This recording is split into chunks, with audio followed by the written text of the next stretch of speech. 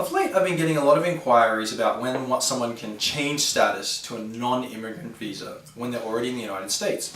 So I thought I'd clarify. A visa waiver is when someone comes into the country without a visa in their passport. So if you weren't required to go to a consulate and pick up a visa sticker to go on your passport, you probably entered on a visa waiver, unless of course you're Canadian. So if you're Canadian, don't listen to this for a little while. But if you came into the country without a visa sticker in your passport, and you can see the example here on the screen, you probably entered on a visa waiver. Now, if you entered on a visa waiver, you cannot change status to another non-immigrant status. So let's just say you wanted to start going to school in America and you wanted to move to F1 or J1 status. Unfortunately, you can't do that from a visa waiver. However, if you did enter on a B2 or B1 visa, with, again, the visa sticker in your passport, you can change to an F1 or J1 or whatever you want to change to, a working visa.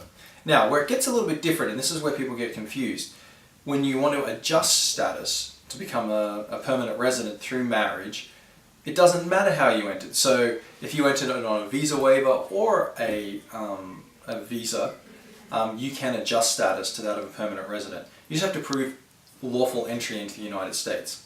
It can get a little confusing, but just remember, you can change status as a non-immigrant if you entered with a visa. If you entered on a visa waiver, unfortunately you can't change status. However, you can adjust status to a permanent resident. So keep that in mind.